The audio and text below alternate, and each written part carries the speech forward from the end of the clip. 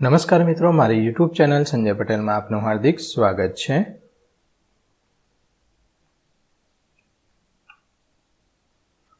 મિત્રો, આજે આપણે ધોરણ 9 સામાજિક વિજ્ઞાન તેનો પાઠ 7 પાઠનું નામ છે સ્વાતંત્ર્યોત્તર ભારત। તેની સ્વઅધ્યયન પોથી જે આ વર્ષે નવી આવેલી છે તેનું સંપૂર્ણ સોલ્યુશન આજે આપણે આ વિડીયોની અંદર જોવાના છીએ।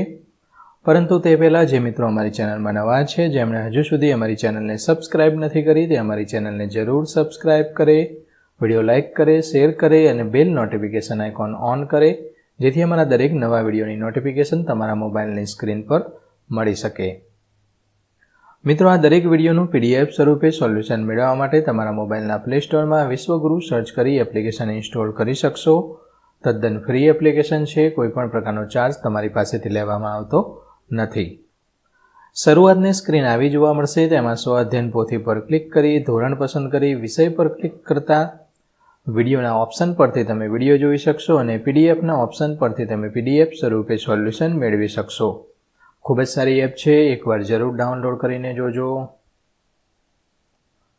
ચાલો સોલ્યુશન શરૂ કરીએ। તેમાં વિભાગ A, તેમાં જોડકા જોડવાના છે, જેમાં અની સામે બ આપેલું છે, ABCDનો ક્રમ લખવાનો છે। પહેલું વનસ્પતિ, તેમાં C જાનકી અમ્મા। બીજું તબીબી, તેમાં option D doctor Indira Ahuja. રસાયણશાસ્ત્ર ઓપ્શન F અસીમા ચેટર્જી। ગણિતશાસ્ત્ર ઓપ્શન E શંકુતલા દેવી અને અવકાશ ક્ષેત્રે ઓપ્શન B સુનિતા વિલિયમ્સ। બીજા નંબરના જોડકા છે, તેમાં પહેલાની સામે E આવશે, બીજાની સામે A સરદાર પટેલ, ત્રીજાની સામે B હરિસિંહ ડોગરા, આરજી હકુમતની ચોથાની સામે ઓપ્શન F જુનાગઢ, ઓપરેશન વિજય પાંચની સામે ઓપ્શન D ગોવા મુક્તિ। વિધાન ખરા છે કે ખોટા, તમે આ પ્રમાણે ખરા અને ખોટા કરી શકશો।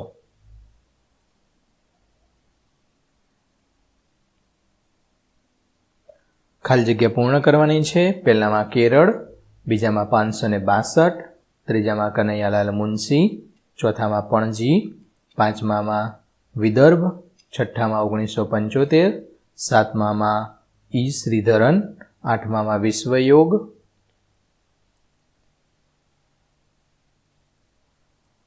યોગ્ય વિકલ્પનો ક્રમ લખવાનો છે। પહેલામાં D, બીજામાં B, ત્રીજામાં C, ચોથામાં B, પાંચમામાં 8 option B, છઠ્ઠાની અંદર ઓપ્શન A VP મેનન।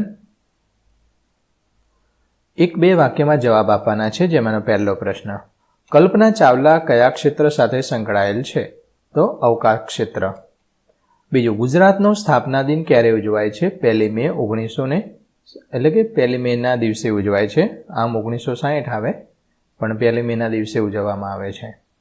ત્રીજું, ભારત સરકારે ઓપરેશન વિજય કોની આગેવાનીમાં શરૂ કર્યું હતું? મેજર જનરલ મોહમ્મદ ઉસ્માનની આગેવાનીમાં। ચોથું છે, ભારતીય સંઘમાં કયા કયા રાજ્યો જોડાયા નહોતા? તો જૂનાગઢ, હૈદરાબાદ અને કાશ્મીર। પાંચમું, જૂનાગઢના નવાબે કોની સાથે જોડાણ ખત કર્યું? તો પાકિસ્તાન સાથે। છઠ્ઠું, કયા કેન્દ્ર શાસિત પ્રદેશમાં કેટલાક ભાગો ઉપર આજે પણ પાકિસ્તાનનો કબજો છે? તો જમ્મુ કાશ્મીર। સાતમું, હાલ ભારતમાં કુલ કેટલા રાજ્યો છે? 28। અને આઠમું, જવાબદાર સરકારનો શુભારંભ કોણે કર્યો હતો? સરદાર વલ્લભભાઈ પટેલે। વિભાગ B 15 થી 35 શબ્દમાં જવાબ લખવાના છે, જેમાં પહેલું, ભારતે અવકાશ ક્ષેત્રે કરેલ સંશોધનની વિગતો આપો। તો ભારતે અવકાશ ક્ષેત્રે અનેક સંશોધનો કર્યા છે, જેમાં આર્યભટ્ટ, ભાસ્કર, રોહિણી જેવા ઉપગ્રહોનું પ્રક્ષેપણ અને મંગળયાન તથા ચંદ્રયાન જેવા મહત્વાકાંક્ષી મિશનનો સમાવેશ થાય છે। ભારતીય અવકાશ સંશોધન ક્ષમતા ISRO એટલે કે ISRO જે વિશ્વભરમાં પોતાની ક્ષમતા સાબિત કરી છે। બીજો પ્રશ્ન, હાલના ભારત સંઘમાં કેટલા અને કયા કયા રાજ્યો છે તેના નામ જણાવો? તો કુલ 28 રાજ્યો છે, એ 28 રાજ્યોના નામ અહીંયા લખેલા છે, આ પ્રમાણે તમે લખી શકશો। મિત્રો, આ દરેક વિડીયોનું PDF સ્વરૂપે સોલ્યુશન મેળવવા વિશ્વગુરુ એપ ઇન્સ્ટોલ કરો, તદ્દન ફ્રી છે, કોઈપણ પ્રકારનો ચાર્જ તમારી પાસેથી લેવામાં આવતો નથી। ટૂંક નોંધ લખવાની છે જૂનાગઢનું જોડાણ કઈ રીતે થયું. જૂનાગઢને નવાબને તો પાકિસ્તાન સાથે જોડાવું હતું, પરંતુ સરદાર વલ્લભભાઈ પટેલે ઘણી બધી મહેનત કરી. શું થયું જોઈએ તો જૂનાગઢ સૌરાષ્ટ્રમાં આવેલું એક નાનું રજવાડું હતું. ત્યાંની બહુમત પ્રજા હિન્દુ હતી, જ્યારે શાસક નવાબ મુસ્લિમ હતો. ભારતના ભાગલા વખતે નવાબે પાકિસ્તાન સાથે જોડાણ કરવાની જાહેરાત કરી, જેનો પ્રજાએ ઉગ્ર વિરોધ કર્યો. પ્રજાએ આરજી હકુમતની સ્થાપના કરી, નવાબ સામે લડત ચલાવી અને નવાબ ડરીને કરાચી ભાગી ગયો અને ભારતીય સેનાને જૂનાગઢ પર કબજો કર્યો. ચોથું, ભારતમાં રાજ્ય પુનઃરચના પંચની રચના વિશે નોંધ લખો. તો ભારત સ્વતંત્ર થયા પછી ભાષાના આધારે રાજ્યોની રચના માટે માંગ ઉઠી. ખાસ કરીને દક્ષિણ ભારતમાં આ માંગ વધુ પ્રબળ હતી. આંધ્રપ્રદેશની રચના પછી કેન્દ્ર સરકારે ભાષાવાર રાજ્યોની પુનઃરચનાનો અભ્યાસ કરવા માટે એક પંચની રચના કરી અને આ પંચને રાજ્ય પુનઃરચના પંચ તરીકે ઓળખવામાં આવતું હતું. વિભાગ સી મુદ્દાસર જવાબ લખવાના છે. પ્રદેશવાદ એટલે શું તેને યોગ્ય રીતે સમજાવો. અને આ બીજો પ્રશ્ન, આ બંને આપણે મુદ્દાસર જોઈએ. તો પ્રદેશવાદ એટલે શું? તો ભારત દેશ અનેક વિવિધતા ધરાવતો દેશ છે. વિવિધ ધર્મો, ભાષા, જાતિ, બોલી, જ્ઞાતિ, સંસ્કૃતિ આ બધા અલગ અલગ લોકો ધરાવતા લોકો વસે છે અને જમીન પણ, પ્રદેશ પણ અલગ અલગ છે, માટે પ્રદેશવાદની ભાવના કહે છે. તો આ પ્રમાણે તમે તેનો જવાબ લખી શકશો. મિત્રો, વિડીયો લાઇક કરો, અન્ય મિત્રોને શેર કરો અને આ સિવાય તમારે કયા વિષયનું સોલ્યુશન જોઈએ છે તે કોમેન્ટમાં જણાવો, જેથી અમે તે વિષય પર વિડીયો રેકોર્ડ કરી શકીએ.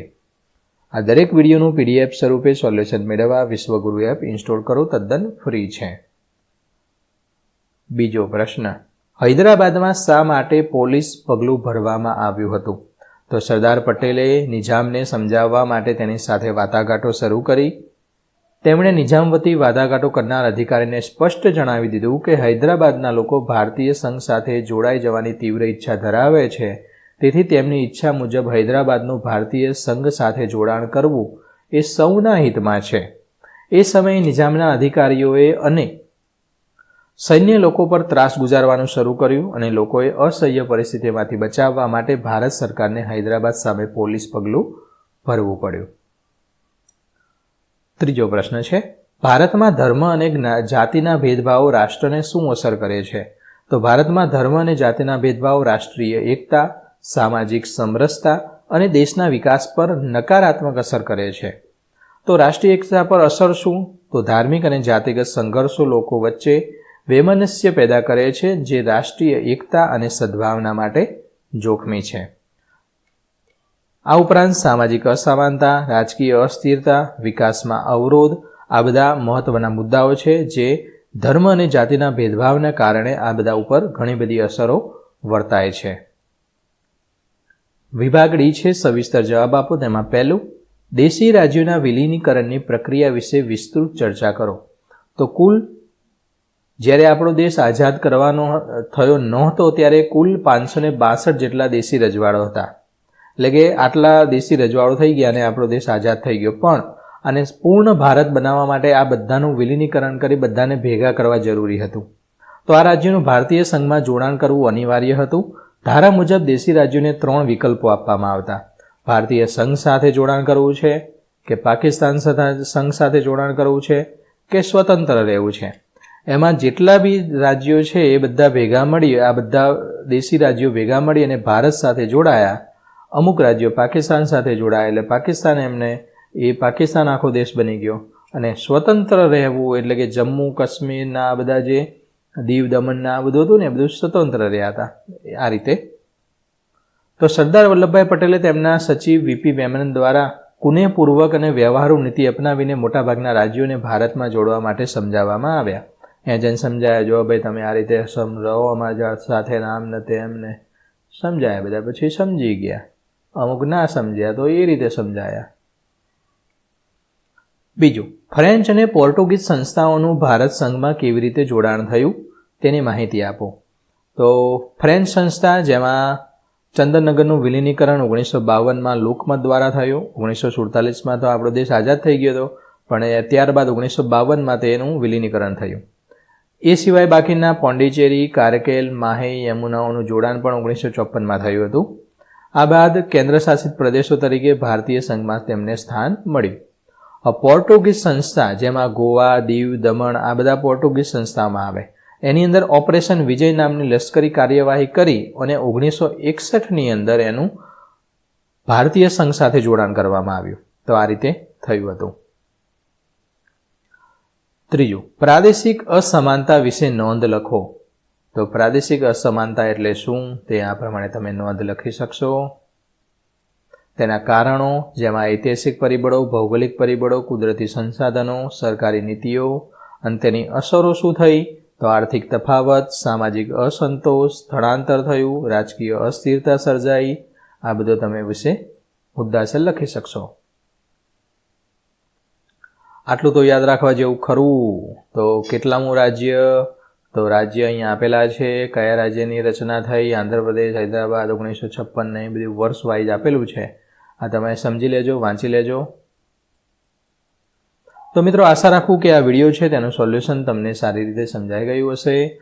દરેક વિડીયોનું PDF સ્વરૂપે સોલ્યુશન મેળવવા વિશ્વગુરુ એપ ઇન્સ્ટોલ કરો. તદ્દન ફ્રી છે. કોઈપણ પ્રકારનો ચાર્જ તમારી પાસેથી લેવામાં આવતો નથી. ફરી મળીશું આગળના વિડીયોમાં. ત્યાં સુધી આવજો.